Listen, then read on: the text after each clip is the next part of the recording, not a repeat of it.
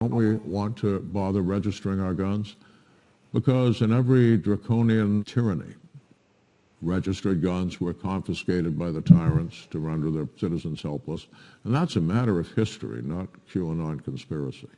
But finally, the only people who wouldn't have to register their guns would be the criminals.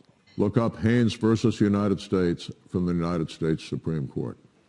You can't require a convicted felon to register his guns because it would violate his right against self-incrimination.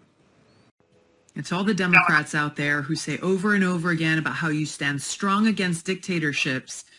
I'm wondering where your voice is now condemning this creation of a ministry of truth in our own Department of Homeland Security. Even worse, the Republicans who are out there saying, hey, we need this propaganda board as long as it's not headed by somebody who's biased, as long as it's not Jankowicz. All of you need to read the Bill of Rights again and be reminded about what our freedom of speech really means and how important it is to us all. He gets out of jail from his DUI just in time to buy 20,000 shares of stock in a computer chip company. And now Fancy Nancy is bringing a $52 billion subsidy bill for these chip companies to the House floor. Shady, shady, shady. Biden has recently said that the biggest threat to the United States is white supremacy. What do you guys think about that? Is that the greatest threat?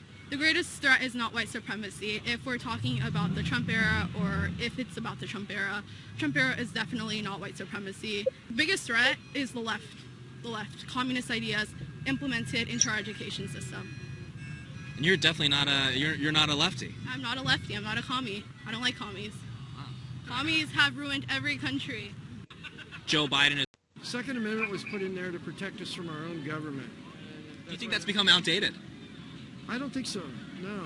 I think as American citizens, we have a right to defend ourselves and our home and our property and our family. You mentioned, it protects you from the government. A lot of people are saying that just could never happen. What would your response to that be? It's happening now. This government we have right now is taking away all of our rights. The globalists, Klaus Schwab said by 2035, and you'll own nothing and be happy. So the globalist agenda is here. America's in decline by design right now.